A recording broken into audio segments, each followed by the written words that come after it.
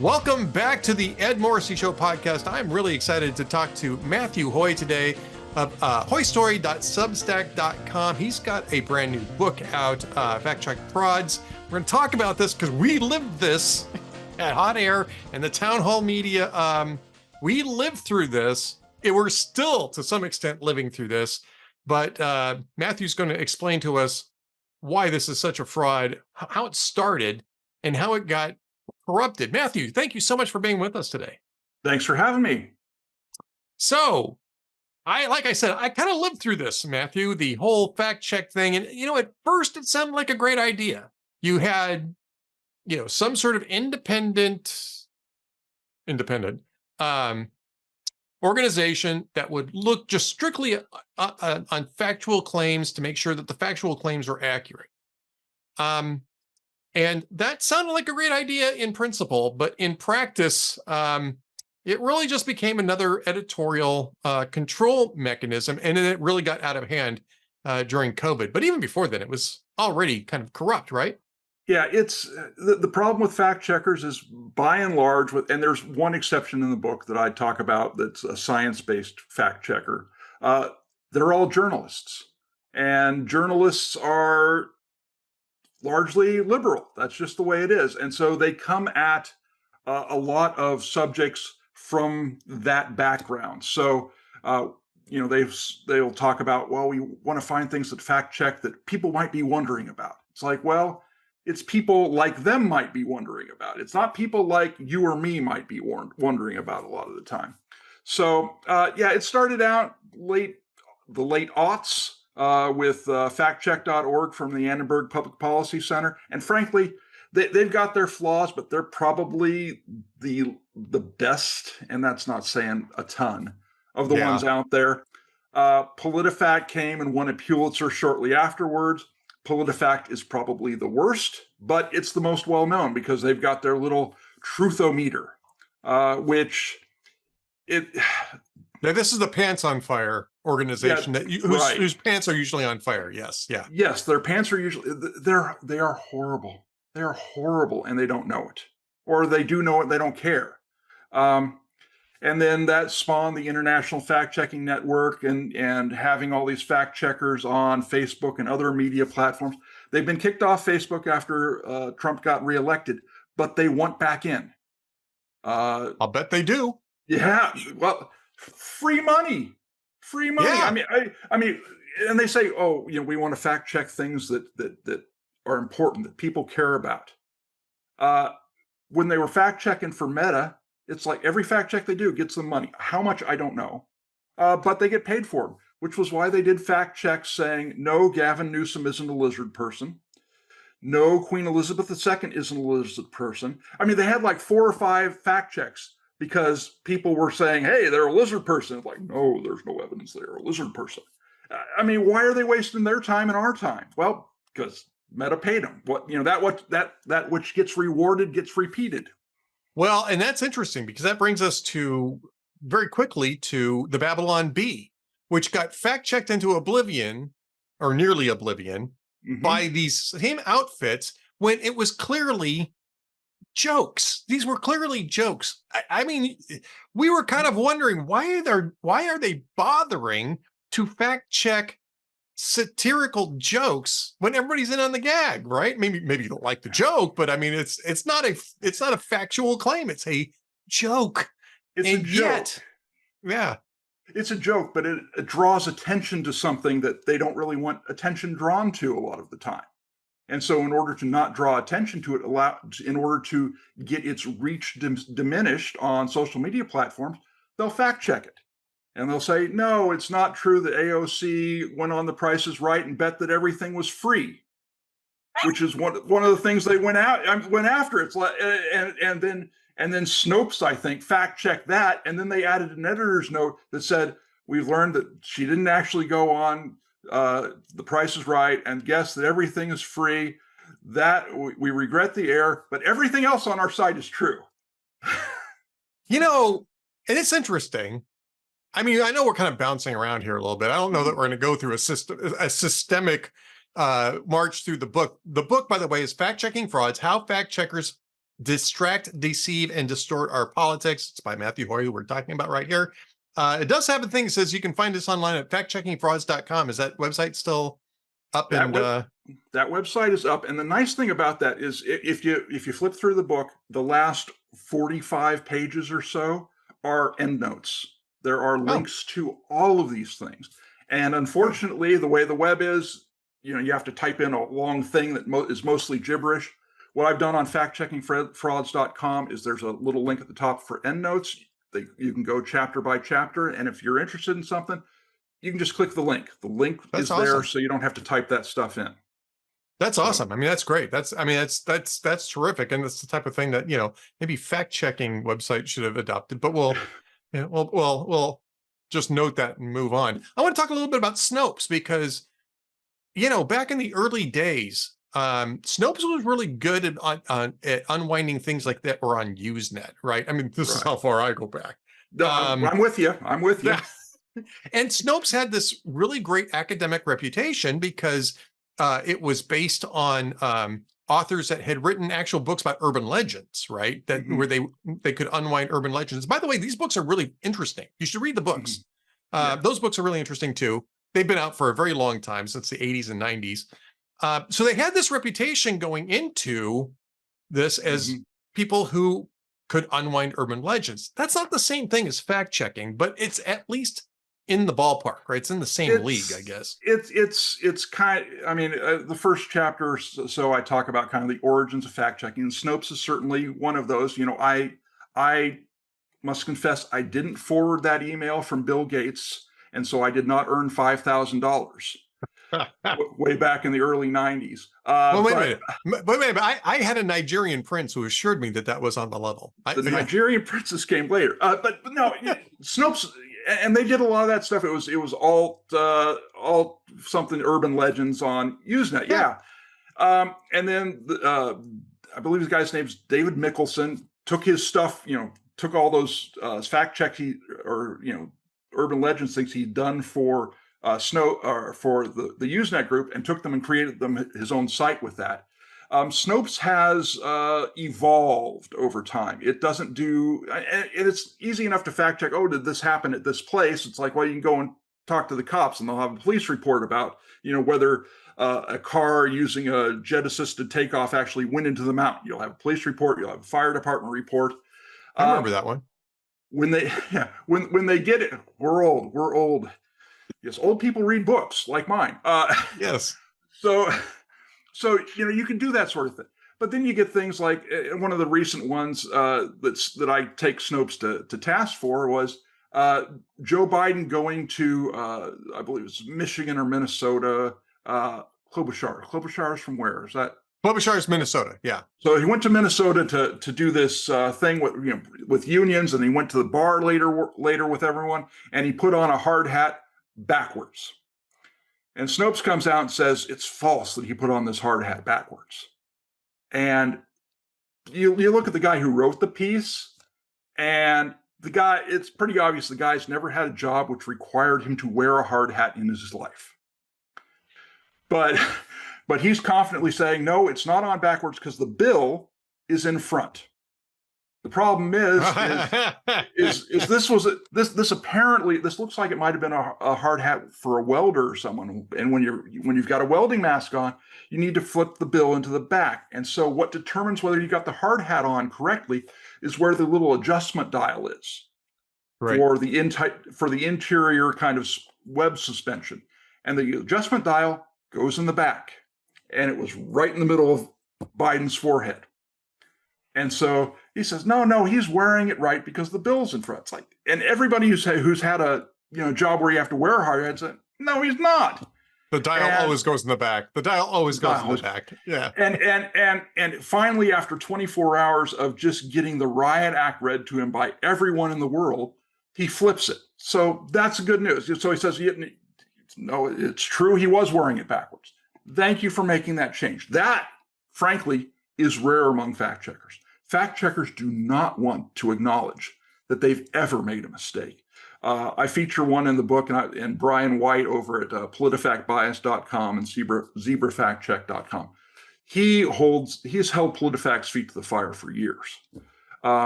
He went and there is a fact check that they did of Glenn Youngkin, the former Virginia governor, that has an error in a subhead. And he notified them of that like 2 weeks after the piece went up. That piece has been up for 3+ years now. PolitiFact has not fixed a typo they had in the headline because Brian White is the one who sent it in. They just, they are the worst kind of thin-skinned, petty journalists that you'll ever find, fact checkers. Well, again, if you go to the book, you're going to get all of this background on this. I want to talk about a couple of particular issues that came up of late, because I'm whetting appetites here. We're not giving away the store. We're whetting appetites here. There's way too much to give to that. Oh we my could gosh! Never get away that quickly. We could be here all day, and neither one of us have the time to do that. No. That's the reason why Matthew Hoy wrote the book anyway. Go read the book. Anyway, couple things. One is media outlet-based fact checkers and their performance. Because, you talk about PolitiFact, which is a media industry fact checker. But like the Washington Post, Glenn Kessler, some of the other fact checkers, Kessler comes to mind because I used to have a pretty nice colloquy going with Kessler. He's gone now at the Washington Post. I got rid of him. And he used to be reasonable until Trump came along, and then it got very strange over there. He had the Pinocchios, which was always cute. And then NewsGuard, which really was the one that we had a lot of interaction with, which turned out to be a very tendentious group of people to work with. And I mean, I could tell a story, but since I haven't told it publicly, I'm not going to tell it publicly here. But I had a battle with NewsGuard and just simply decided that they weren't even worth engaging, and just ignored them after that. And again, good idea. In the early execution of it, I would say like Kessler and some of the other journalists who were doing this specifically for media outlets did okay.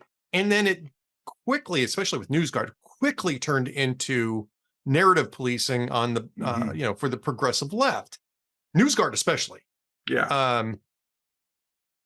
Is that what you see in this? How bad was it? Are these groups now that popped up especially during COVID, they worse than the PolitiFacts and the media-based outlets? Well, let me say, first off, of all of, and I tried to contact a lot of these fact checkers during the process of writing this book, and Glenn Kessler at least got back to me. He and I had a few back and forth. He pointed me to some stuff. He's actually a decent guy, and I don't want. I know a lot of people like to beat up on Kessler, but Kessler's actually a pretty decent guy. I mean, I wildly disagreed with the way he was doing his job, especially the last few years of it. But he would reach out to you, he would talk with you, he would engage with you, and you might be pissed off at each other for a while, which I think you were. But he was always professional. So I'll give him credit for that. He was. I tried to contact PolitiFact and several of their independent assessors, several of the IFCN, the International Fact Checking Network's independent assessors, and they basically would have absolutely nothing to do with me. And I didn't tell them the title of the book before I contacted them. I just told them I was working on a book about fact check, but they don't even want to engage. So it's that what NewsGuard was doing, and they aren't. The problem is the whole structure that they set up. They have the IFCN, which is supposed to vet fact checkers and make sure they adhere to certain standards. And if you look at the standards, they're good standards, but they don't really care if you adhere to the standards. Brian White's, he has given so many complaints to them over how they don't hold anybody to standards that they've basically they created what I like to call the Brian White rule, which is you can only complain about fact checkers 3 times in a calendar year, because apparently that's the maximum number of time fact checkers could possibly get it wrong that each person would notice. And it's solely to stop Brian White from pointing out that their pants are on fire, frankly. I think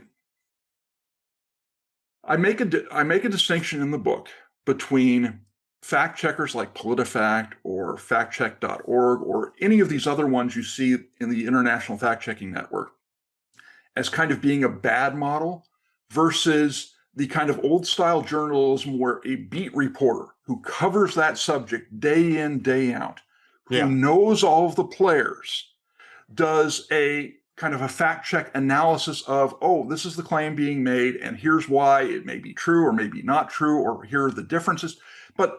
But that kind of fact checking, which was the old school stuff that that you and I grew up reading, and for me doing some when I was a reporter and whatnot, back in the 80s and 90s and whatnot, that's what I think works.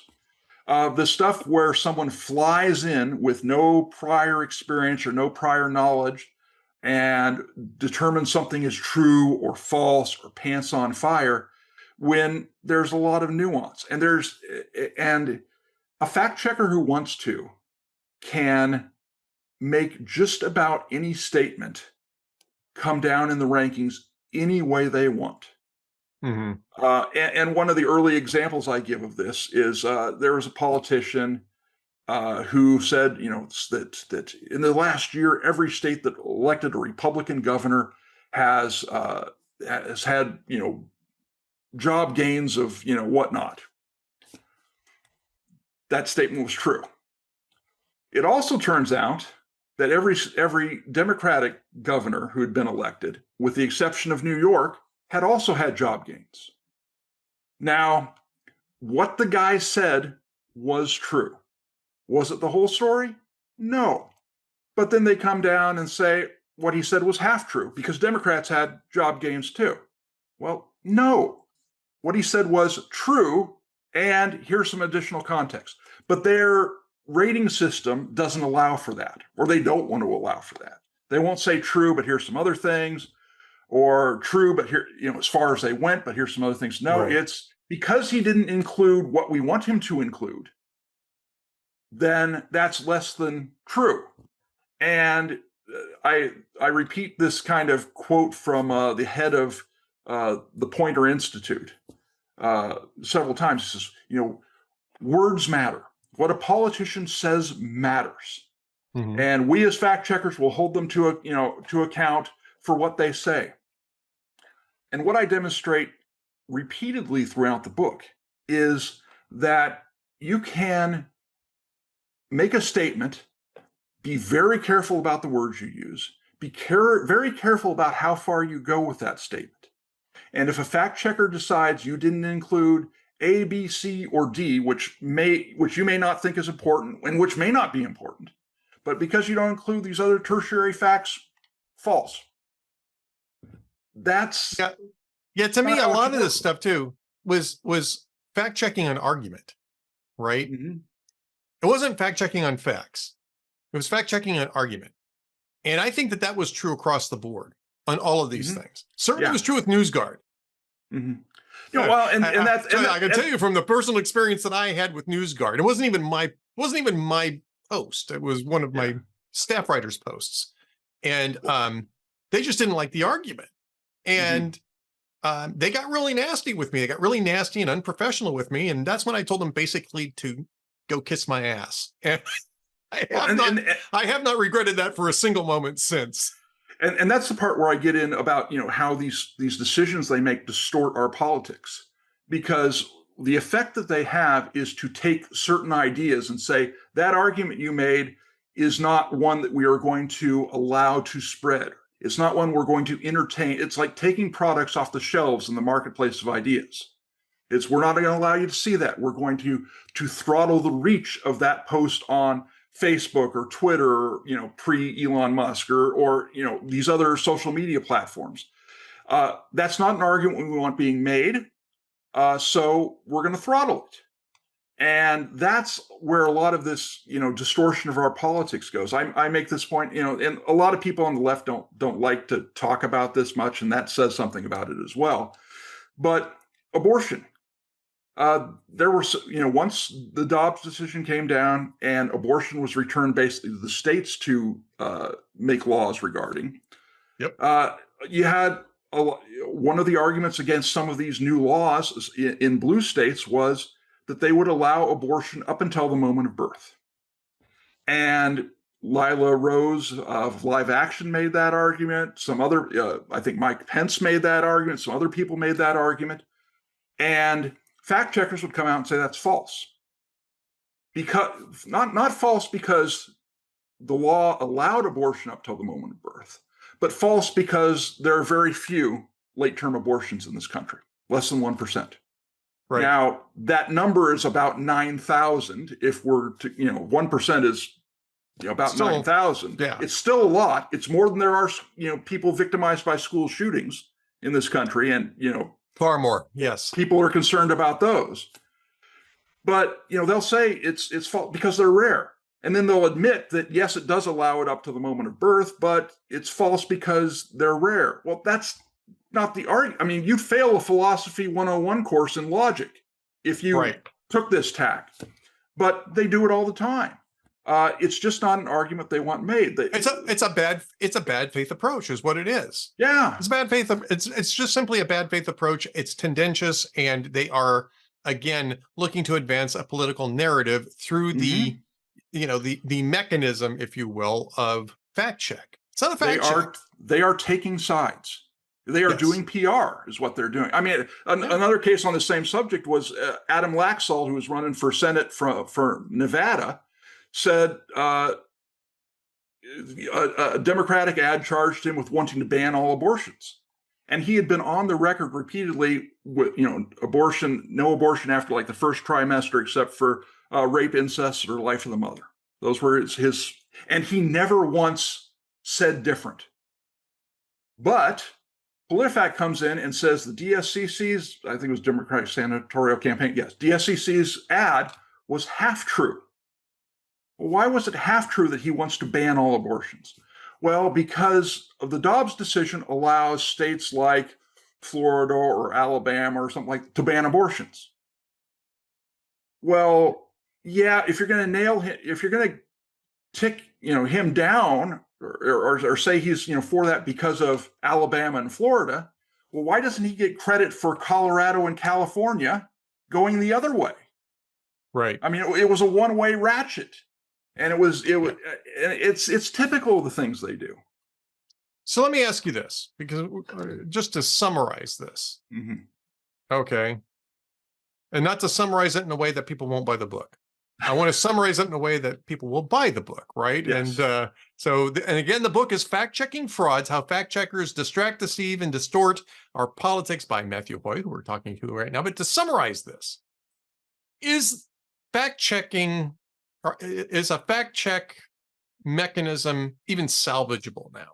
Or is it just so thoroughly corrupted that we should really just, anytime somebody claims to be a fact checker, we should just laugh in their face and slam the door? And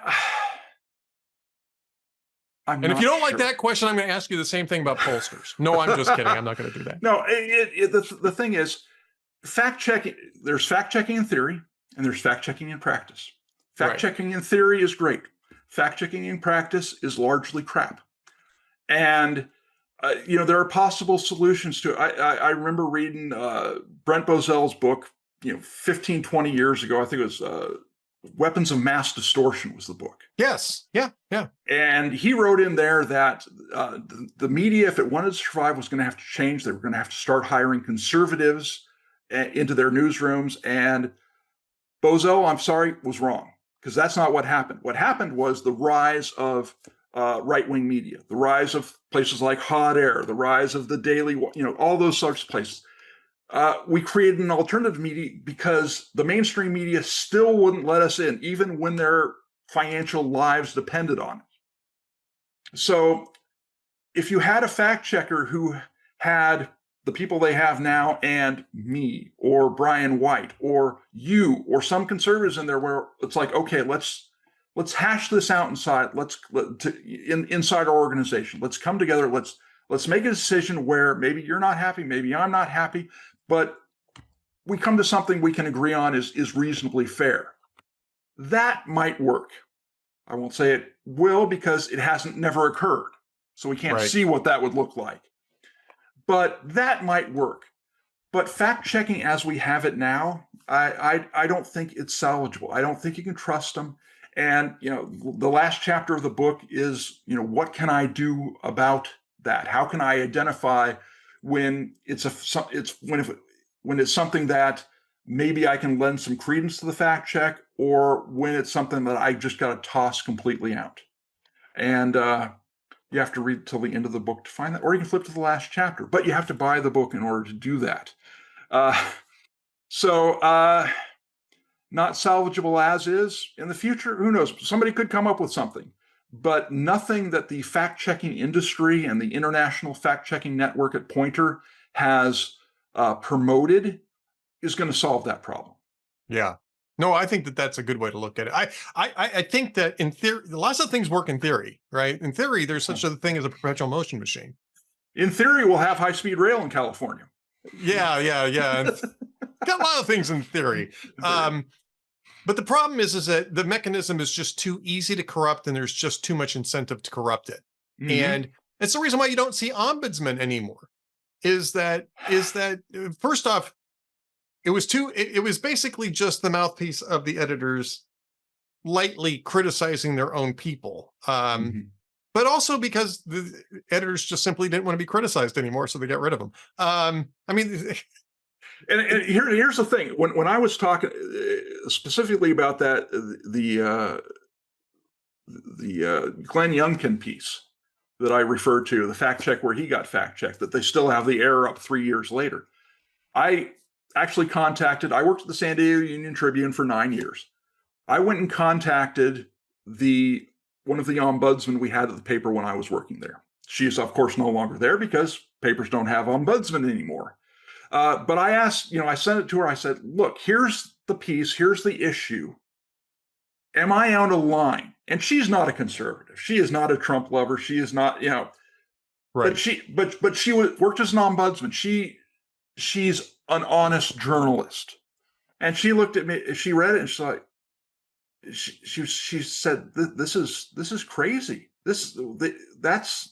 She identified the problem immediately and was like, why are they still doing this? Because this is wrong.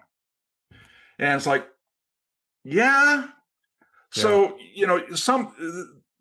the New York Times had some good a good ombudsman and several really bad ones. I think Okrent was the one who said, it's a liberal paper. It's like, yes, thank you for at least admitting it. Yeah, I remember that. I remember what happened, yeah. Their last one was Margaret Sullivan, and she was horrible. Yeah. Absolutely horrible. And continues to be horrible as a columnist. It lends itself to corruption. That's the reason why I don't think it'll ever really work. Yeah. But we got to wrap things up. But Matthew Hoyt, you got to go buy the book.